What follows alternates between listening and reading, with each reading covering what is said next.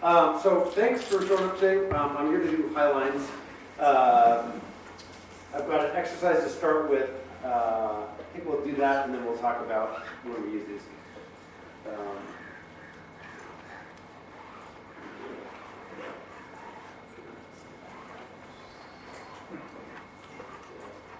Can we shrink it so I get that? Yeah, exactly. So when the annual banquet comes and you're voting for board members, whoever runs on a platform of replacing these dinosaur projectors should get your vote. So, okay. Let's see. So our objectives today, this is just from our lesson plan. We want you to know what situations when a highline or an offset might be appropriate. What are the components for using? My lecture today is really going to be about highlines.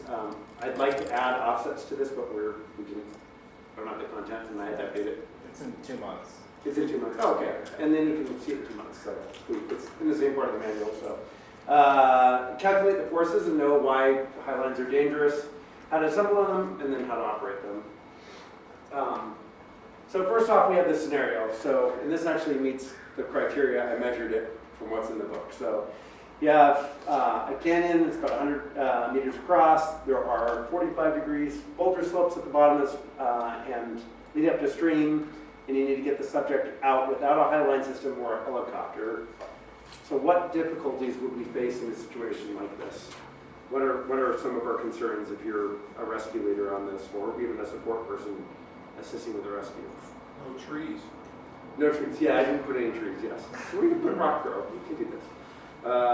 What else? Crossing the stream. Crossing the stream might be a concern, and we have had missions where we've had stream crossings that were potentially that dangerous. I think of that flash flood we did many years back that was washed out a bridge. It was kind of sketchy. So what other concerns? Safety. Safety. Of rescue and rescue.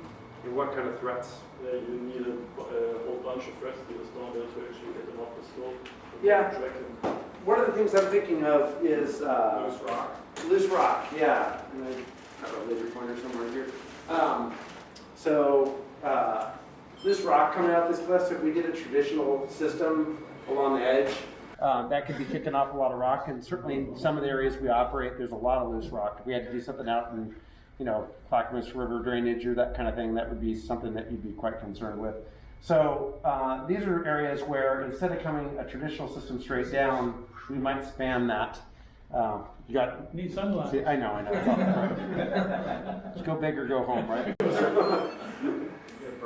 It is awfully bright. I wish I could bring it down. So PMR Highline system. So this is our basic Highline system. It's going to training system. I know I'm presenting. Basic? Basic. It doesn't look basic. Actually, for a Highline that is basic, there is more complicated systems than this. I'm going to break this down. So, squint. We have a tensioning system here and a main line.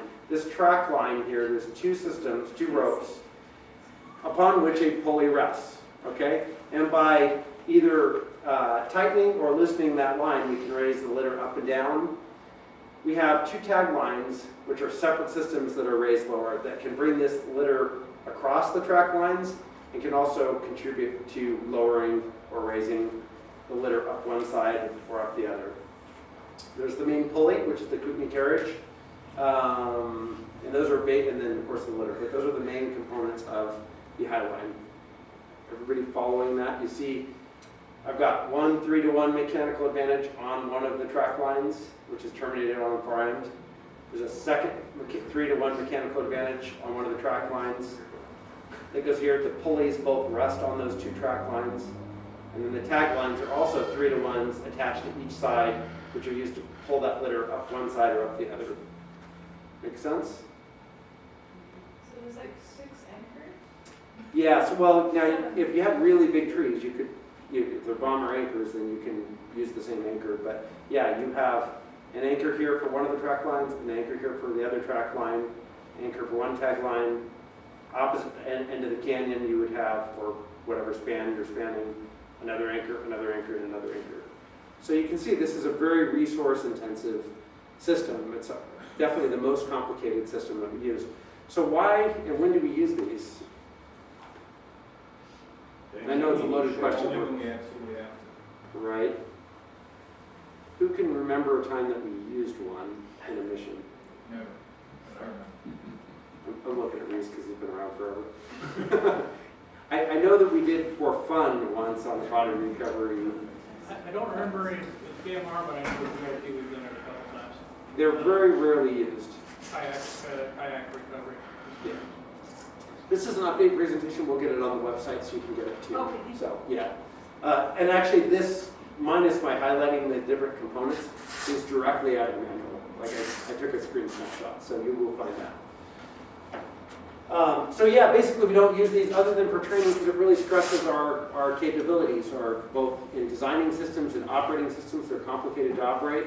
They're also probably the most dangerous systems we use because the forces involved can be very high. Let's see if I go forward. That's what I had. Yeah, if we go back to our vectors, at 120 degrees, a 1,000-pound load is seeing a 1,000-pound load at anchors. If we tension that system, like the track line, is to 150 degrees, the anchor is now seeing 1,900 pounds.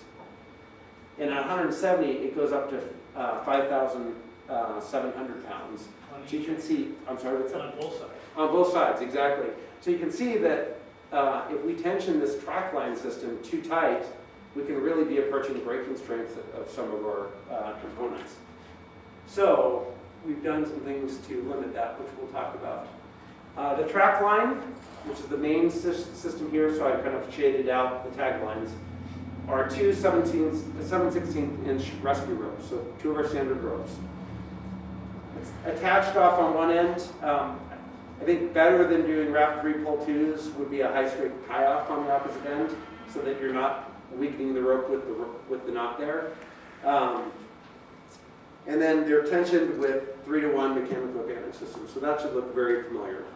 2 3-to-1 mechanical abandoned systems with the ability to raise or lower. If we want the litter to go down, we're going to go down rope on the track lines. If we want to raise it, we're going to up rope on those track lines. So they have to be able to go up and down. This I call the static side. This is often called the control side, okay, where you're actually doing the work. One of the things we use in here is the MPD. And that's what we were testing. We started here at 6 o'clock because we did some pull tests with the rescue ropes with the MPDs to see at what point they slip. Because they effectively act as a safety backup, almost like a fuse in the system to make sure that we don't overtension these ropes.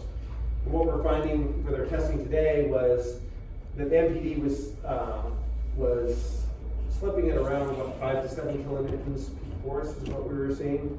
So that's a little bit less than what we thought in the manual. We're going to do a little bit more testing around that.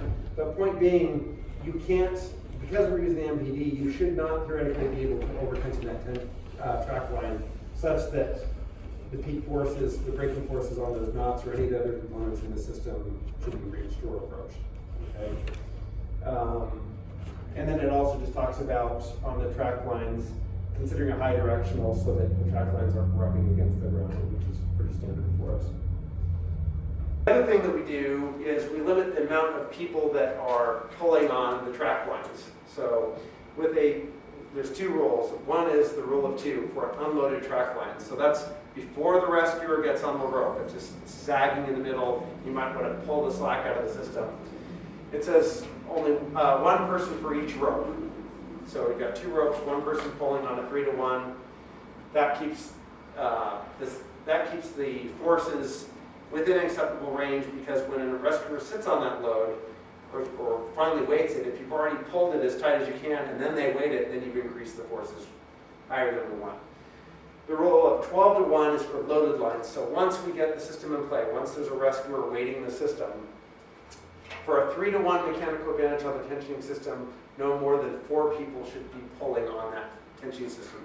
And the reason why, the idea is that a single person pulling steady, not yarding and yanking on the rope, but pulling steady, can pull about a 1/4 kilonewton.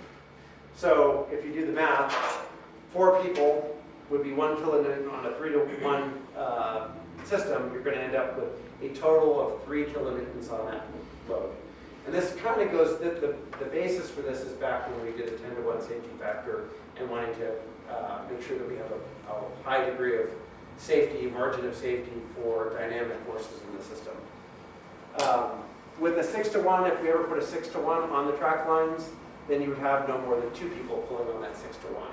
So that's the rule of 12 when we talk about that. Does that make sense? Okay. And again, just really want to stress, that's pulling hand over hand, but not yarding and dynamically creating extra force on the system. The tag lines, each side uses standard rescue rope. So that's just, if you look at this, it's a 3-to-1. The only thing unique about this setup is that we have these little festoons that just a carabiner that can slide on the track line. That prevents the tag line from drooping. If we didn't do that, then you'd have a huge droop in the rope on that. The important thing about this is that the tag lines act as a belay, sort of a belay, so that if the track line broke, the tag lines could both catch the system. So, and then we have the main pulley. One thing you'll see is because we're using figure-8 knots on the tag lines, and again, they could take a shock load if the track lines fail, there are pressix that act as load limiters there, so the pressix will slip, limiting the force on those figure-8 knots in point of a failure. Yes? I think I remember Dave Clark saying we don't put those pressix on there anymore because they were there when we knew we don't need them because we're limiting the force. And they were there so that you could get full strength of the rope. And it wouldn't, you don't have a knot in the rope. Right. Well, we've got MPD now in there, so that slip or that isn't required, isn't needed. So it's still in the Now we manual. get there. It's in the manual, but it's not necessary. So I think I would feel more comfortable once we did some dynamic testing with the MPD to see what the forces are in a dynamic, like if the track line failed, what it looked like. Like we just did static testing, right? Full testing with it. I'd like to know what that peak force is. Right. In the meantime, I don't think it hurts.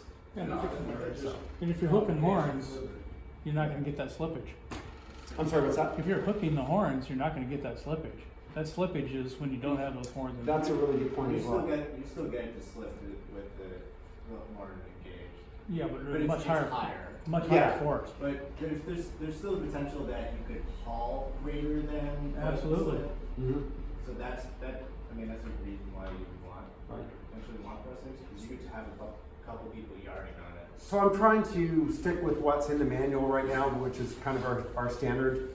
We're, as you know, we constantly debate these things. Hauling on a tag line and getting more than 4 kilonewtons. I think the concern is that if you get a failure of the track line and you dynamically shock load the tag lines, what kind of forces you're seeing in them.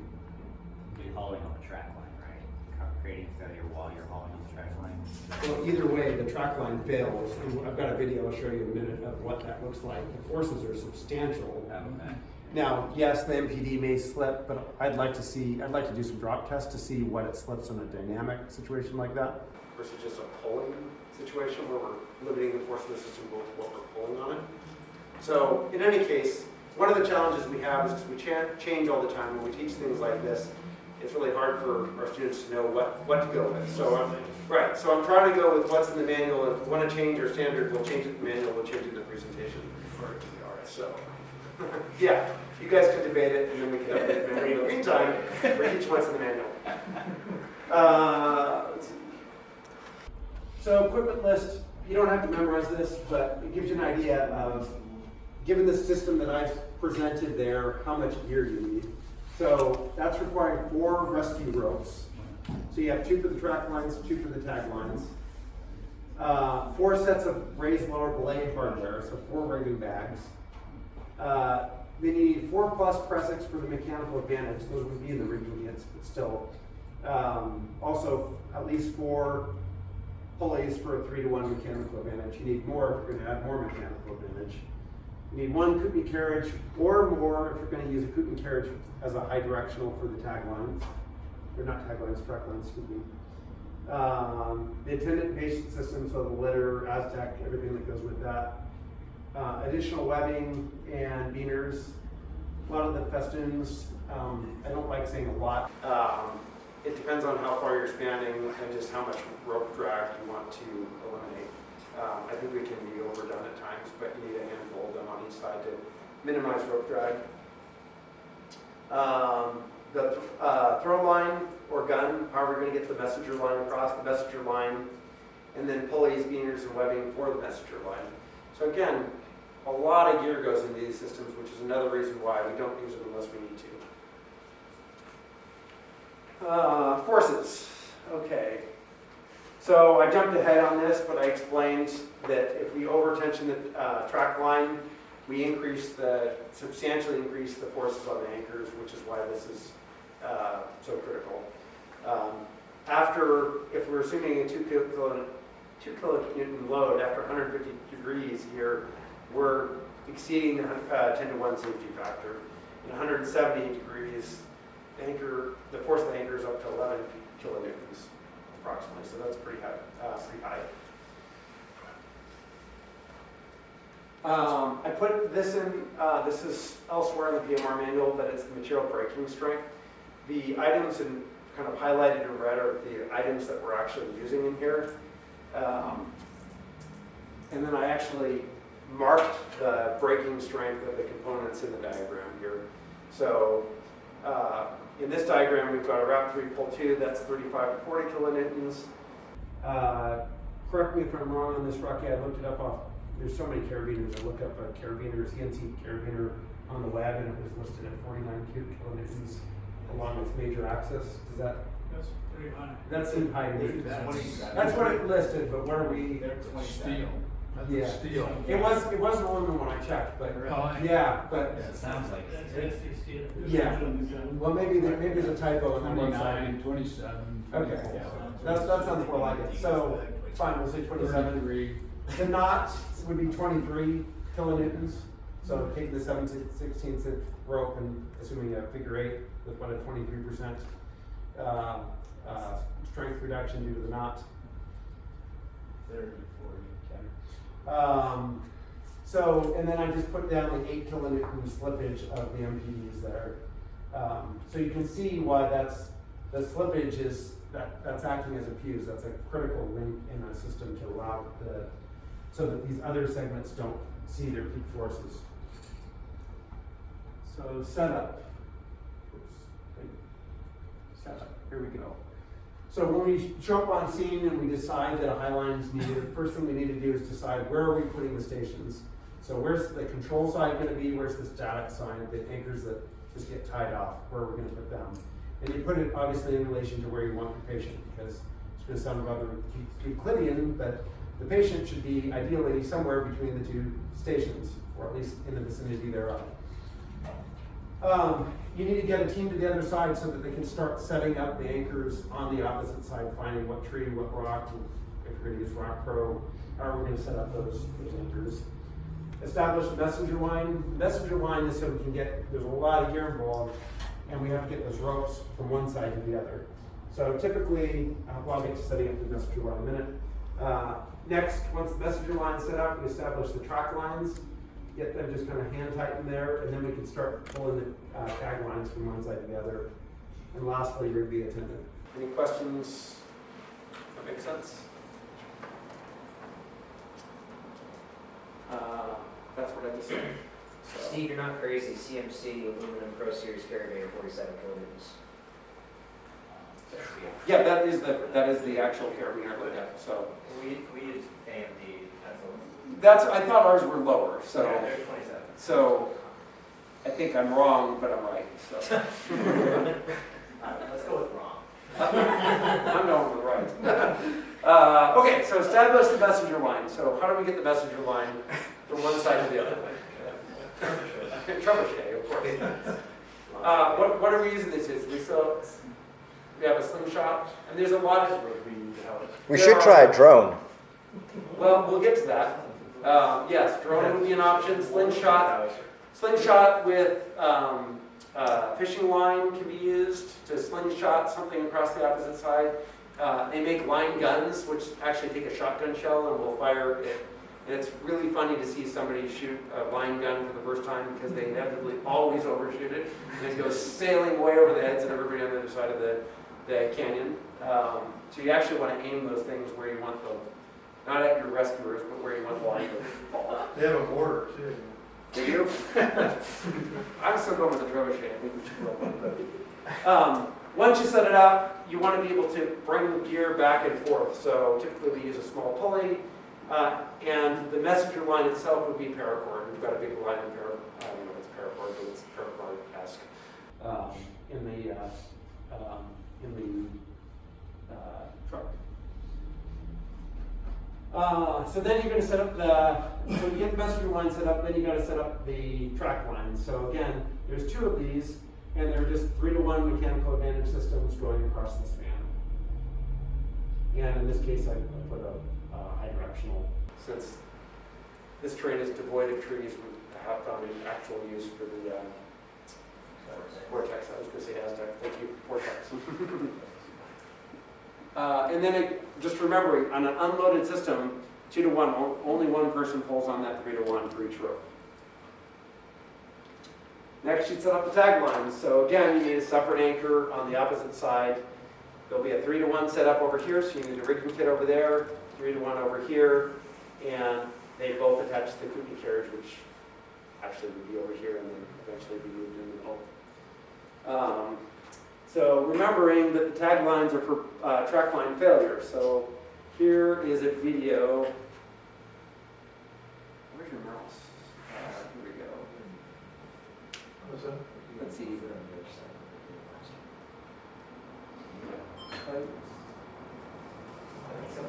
I need some help. So yeah, play that video up there, and ideally with audio too.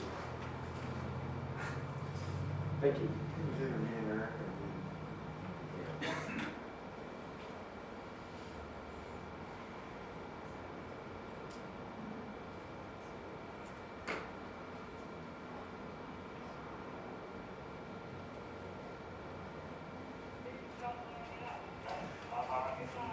So they've got a Highline set up here, and they're going to intentionally drop or cut the track lines and see if these guys can catch it with the tag lines. Press forward. Get out to the little canyon. This is down in Australia. And watch the litter when this is chopped. With MPDs. That's a knife. That's it. Yeah, well said. Yeah.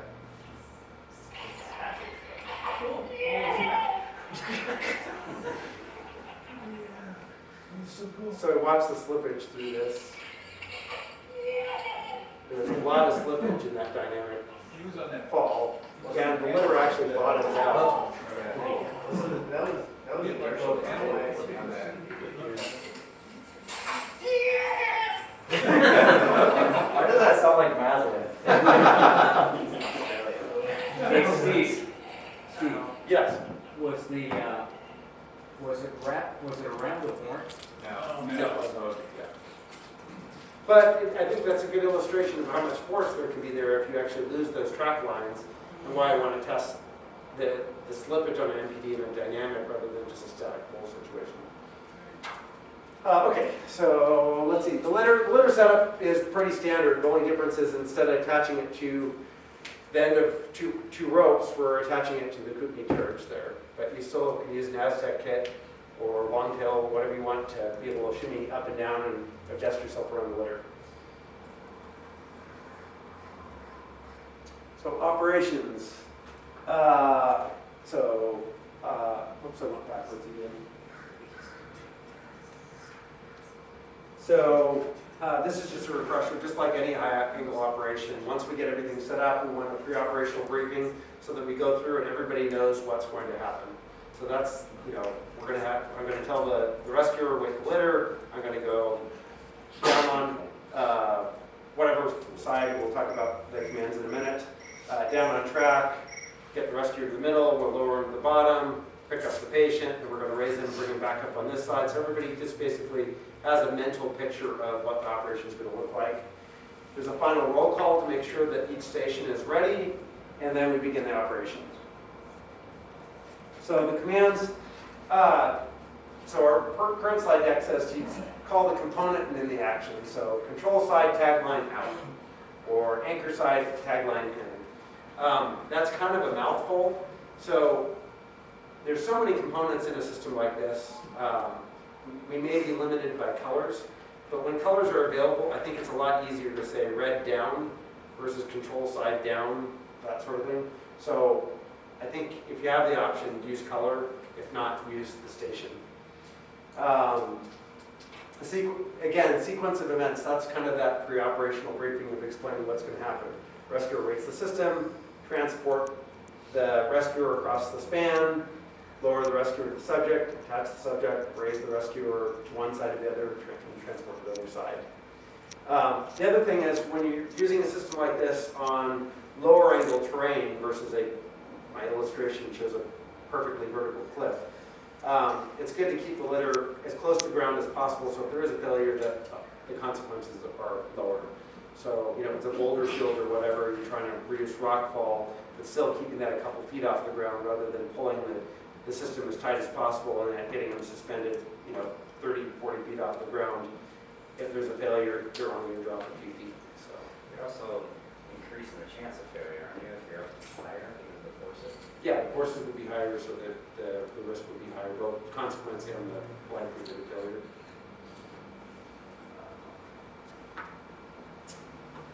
So I was going to break this up. We'll put the chairs away and actually assemble a couple of these systems here just to kind of mock it up so that you have a good idea of what to expect this weekend. We're not going to tension it unless we're going to rip the walls out of the garage here. But we'll do it enough that you can kind of get the concept and whatnot. I think that'll really help internalize this. If you break this down, and I encourage you to look at the manual, you're really looking at multiple 3-to-1 mechanical advantage systems following our normal MPD protocol. So I think it's a lot easier to digest thinking of it that way, breaking it down in each system versus trying to look at it as a whole and when you've never looked at one of these before. Does that sound good? Are there any questions? Is there anything anybody wants to add other than Rocky? Okay, let's break it up here, and I think we can do this probably from the anchor over there, and the anchor next to Brahms there is probably a decent little spot to try to set it up. So we'll do it in micro level. Okay, great.